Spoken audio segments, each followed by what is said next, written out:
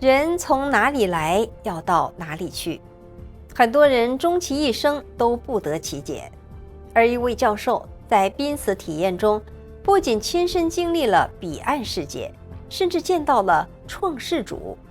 他与创世主面对面，做出了自己的人生选择，并被夸赞这是一个好答案。这该是一件多么令人震撼的事情啊！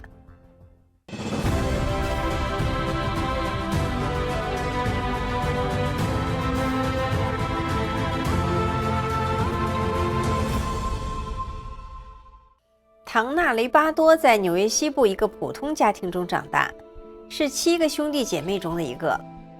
年轻的时候因为运动天赋出色，成为篮球运动员。大学毕业后又攻读了体育硕士的学位和东方医学及针灸硕士学位，后来一直在社区大学当教授，直至2015年退休。那一年，他与家人到山区度假。那天，他的姐夫驾着一艘小船，拖着他们四处兜风。他们在船上跳上跳下，尽情玩乐。然而，欢乐突然戛然而止。唐纳的姐夫大喊：“快离开船，船在下沉！”那时候，唐纳蓦然发现自己已经掉进了水里，而且自己的腿被拖船的缆绳缠住了。他感到不可置信，因为拖船的缆绳是尼龙的，通常只会漂浮在水面上。但现在他掉到了水面下，而且缆绳不只是绕在他的腿上，而是莫名其妙地死死缠住了他的腿。接着他听到引擎启动的声音，他姐夫的视线被船体挡住了，看不到他。那船是双引擎的，动力十足。唐纳心里想，这一下麻烦了。他知道姐夫一心只想把船开回到岸边，因为船正在下沉，船上还有个婴儿。果然，船一开动，拖绳瞬间紧紧勒住了唐纳的腿骨，巨大的痛让他头皮发炸。接着他就被拖进了水里，水灌进他的嘴里，他拼命挣扎，感觉自己就要死了，无力回天。这时候脑海中还算冷静，甚至浮现了一个问题：葬礼会在哪里办？是在亚利桑那还是纽约呢？瞬间，唐纳感觉自己离开了身体，接着穿过了一个薄薄的透明层，像保鲜膜一样。他瞬间意识到他死了，但他的意识竟然还在。他还惊讶地发现，原来时间与永恒是截然不同的存在。他进入了永恒之中。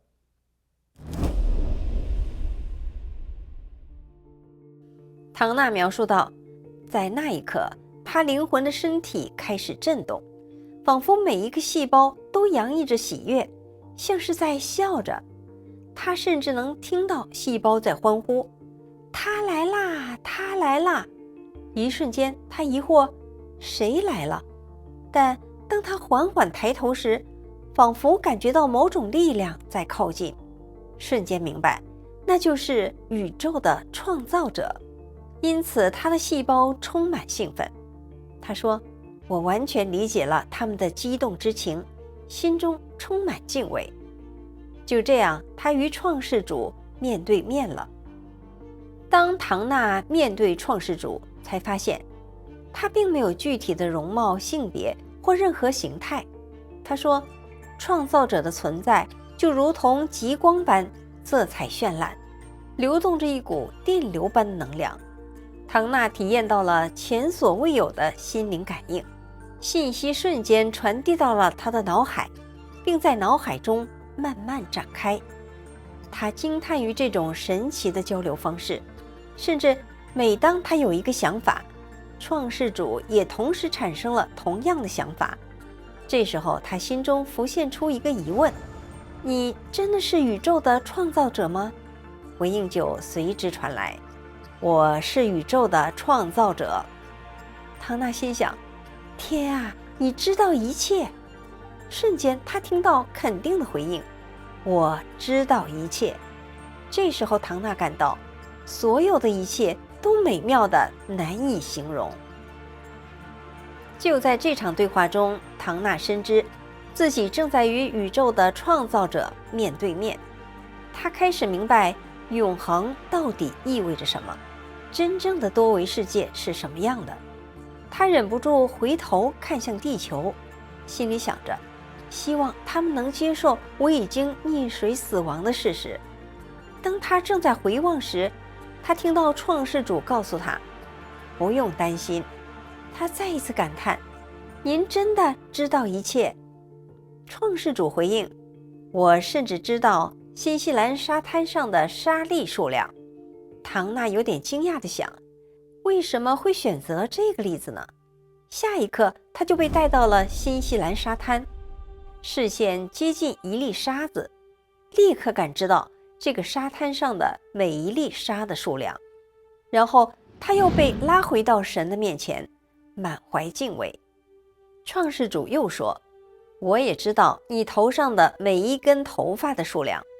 信息以一种心灵感应的方式源源不断地传入他的脑海，而接着唐娜突然感受到了一种能够触摸到的爱，这份爱从身体里穿透而过。虽然她当时没有肉身，却仿佛拥有一具身体。她说，我能体会到极致的幸福和爱，这种爱让我明白了什么是极致的幸福。创世主竟然称呼他的本名，但这个名字并不是唐娜，而是一个古老而熟悉的名字，是神自远古以来对他的称呼。他感到无限的亲切与喜悦。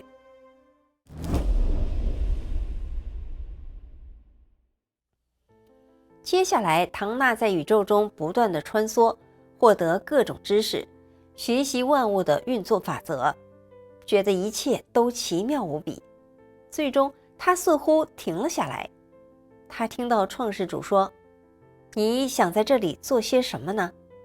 唐娜看着创世主，脱口而出说，既然您创造了我，那我就把选择权交给您。就在这话说出口的瞬间，唐娜突然意识到自己做了一件什么事，她放弃了自己的选择权。她说，有人会说这本身也是一种选择，但我知道我放弃了决定接下来会发生什么的权利。在等待创世主的回应时，她听到一个声音，她不清楚是哪位在对她说话，但这个声音告诉唐娜，当你回到人间后，一定要告诉人们选择的重要性。唐娜解释道，选择意味着什么呢？它不是像今天晚餐吃什么这样的选择，而是你生活中的每一刻，你在思考中做出的每一个选择。每当你看待他人、看待别人的故事，或者听到某些与自己观念不合的事情，即便没有直接说出不认同，内心的判断本身就是一种选择，而这个选择对人类而言极其珍贵。我们常说自由意志，但这比自由意志层次更深，它是每一刻的选择，每一瞬间的选择。许多人以为只要不说出口就没有影响，比如在咖啡馆里随意地打量旁人，心想那人穿的外套怎么和鞋子这么不搭。你可能觉得没有说出来就不会有影响，但事实并非如此。所有的想法都带有一种能量。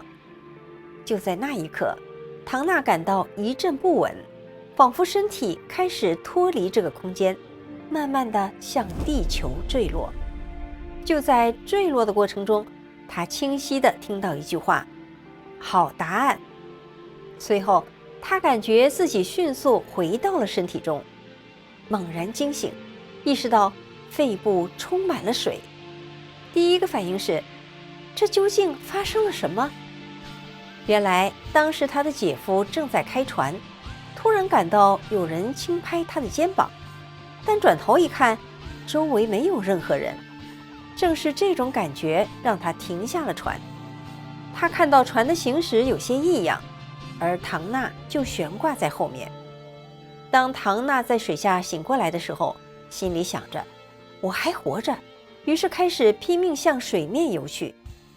他把手抬起来，感觉到有人用双手托住他的腋下，他以为是姐姐，低头一看，绳子还缠在腿上，心里想着没办法解开了。突然那绳子就奇迹般的解开了，他浮在水面，感到背上被用力拍打着，吐出了大量的水。这个时候姐姐像个超人一样奋力游了过来。唐娜低头一看自己的腿，心里一惊，天啊，腿断了！唐娜被救护车送到医院，注射了抗生素和止痛药。她一直在纳闷，那艘船的防护很好，本不该进水，却在下沉。拖船绳通常会浮在水面，但却沉了。绳子缠住她的腿后，又突然的松开。这一系列几乎不可能发生的事情，到底是怎么发生的？在第一个年头里，她只把这件事告诉了很亲密的朋友，甚至没有告诉家人。他当时完全不了解濒死体验这个概念。于是他开始不断地与另一个世界对话，每晚临睡前都会怀着一些疑问向他们倾诉，想弄清楚发生的一切。伤口康复花了半年的时间，而如何适应这种新的生活又花了很长时间。唐娜感到这次经历是属于她个人的定制死亡。她说，我们每个人都有一个定制的死亡，因为神对我们每个人的了解深到极致，完全了解我们的一切。这次经历彻底颠覆了我的信仰体系，包括我过去所受的教育、成长背景和世界观。我花了多年时间去尝试消化这份灵性的经历。